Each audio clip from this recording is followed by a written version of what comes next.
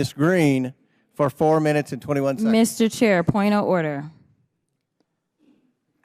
Who's? It's me. Ms. Crockett.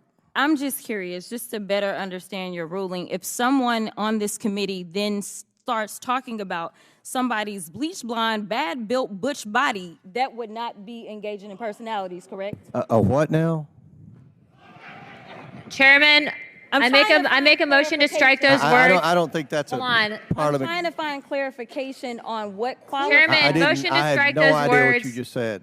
We're not gonna do this. Look, you guys earlier literally just said you just voted to do it. Y'all did it first, so you don't want to talk about it. Voted to do it.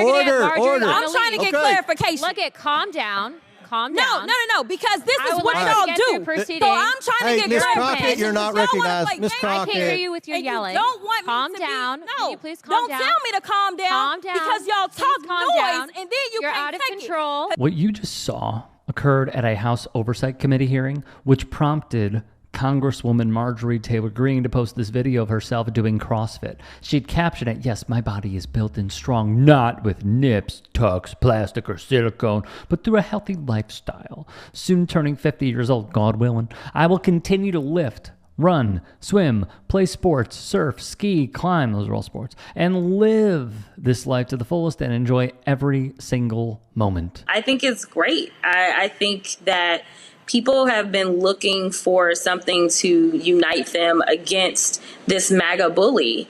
And I think that this was the moment. Crockett would speak with Roland Martin on the matter. Greene brushed off any criticism that she got over the last 24 hours, writing this: AOC isn't intelligent. Jasmine Crockett has fake eyelashes. These aren't attacks on personalities. These are just facts. Which led to Congresswoman Greene to write this. I know that a lot of folks kind of saw these clips going around that were often highlights of what had happened. But a lot of that was a result of structural changes that Republicans decided to make in real time to essentially throw out the House handbook that frankly, and the House rules for committee guidance and for committee conduct through a vote. There was actually a procedural vote in which every single Republican went down the line and decided to vote that the comments that Marjorie Taylor Greene, the disgusting comments that she made about Representative Crockett, were in fact above board and acceptable, which is rather unprecedented in the House. These rules are, they were established in the 1800s, shored up in the 1800s, after the caning involving Charles Sumner in the Senate, precisely designed to de-escalate a political culture of violence when things get too hot. New York Congresswoman Alexandria Ocasio-Cortez would go on to tell MSNBC's Chris Hayes that Representative Greene was out of line and in turn enabled by James Comer. So let's just set the record straight. All right. Prior to the CrossFit videos, prior to the he said, she said, through legacy media, USA Today's Savannah Kuchar would write, lawmakers were meeting to vote on holding Attorney General Merrick Garland in contempt of Congress for refusing to turn over audio recordings of POTUS Joe Biden's interview with special counsel Robert Hur. Greene sparked the verbal back and forth with Jasmine Crockett. Quote, "I don't think you know what you're here for. I think your fake eyelashes are messing up what you're reading." A ridiculous statement to say. Ridiculous. So you heard from AOC, who is our vice ranking member, and you heard from Jamie Raskin, who's our ranker, as we attempted to go through the process. And there was an agreement, and of course, Marjorie had to be Marjorie, and she refused to actually apologize.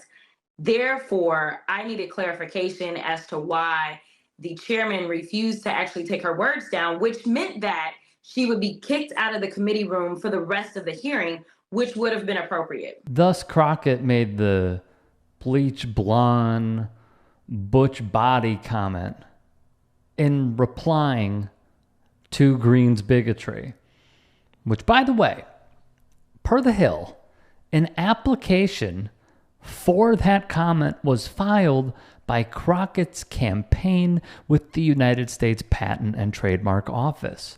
USA Today were the first to report the news of the trademark application. I have no regrets, and I'll tell you why. because Marjorie Taylor Greene is the type of person that if you give her an inch, she'll take a mile. And the fact that they continue to allow her to break the rules of decorum over and over and over, whether it's the State of the Union that the president is delivering and she's wearing a MAGA hat or otherwise. The reason that she didn't have committee assignments before was because she did not know how to conduct herself as a member of Congress. And so if I just sit there and say, oh, well, Marjorie said it about me, what's to stop her to continue to do it again and again? And at the end of the day, I was elected as a representative of Congress, but that doesn't mean that I'm supposed to be somebody's doormat. The Hill would have more in their reporting on Crockett and her campaign filing the trademark. According to it, the phrase is intended to be used for a variety of clothing items and accessories, including hats, hoodies, socks, t-shirts. The move comes after the 43-year... She's 43? We'll come back to that. 43-year-old lawmaker launched what she dubbed a Crockett Clapback collection last week that included a tee bearing the same insult she used during that exchange. She is 43. Look, I don't keep up with the ages of members of Congress, right? But when researching the story, I thought like she's 27, 28, 43. I am stunned. Which means she's like 6 years younger than Marjorie Taylor Greene, 5 or 6. Wow. Esquire's Erin Gloria Ryan would defend Crockett in her piece, writing, it was effective when Crockett described Greene as butch, because Greene's own party enforces a narrow, restrictive vision of how an acceptable woman's body should look. Butch also starts with a B, like the other words in the insult, and as anybody well-schooled in the art of insults knows, alliteration makes it better. The response from the when they go low, we go high crowd, which is playing up Michelle Obama's previous comments, is predictable and familiar. The plot is always the same. The long buildup of bad behavior, then the quick and brutal verbal retaliation that becomes the story rather than the bad behavior that led to it. That's true. Impoliteness bears a bigger penalty than, say, calling for violence against one's colleagues, spreading anti-Semitic and Islamophobic rhetoric, attending the State of the Union dressed like Hulk Hogan, also a racist in private recordings, accusing a colleague of having an extramarital affair during a Homeland Security Committee meeting, or following and harassing a school shooting survivor. Shout out David Hogg. If anything, Crockett's calm string of B words didn't go far enough. Let me also say this. Reacting off of that Esquire piece, Abby Phillip of CNN did open up a question with that same line. What happened to when we go low, they go high? And Crockett basically said, I don't care. I don't care. She goes lower than low should be. And essentially she said, it's time for us to stop playing nice with these people and just letting them walk all over us.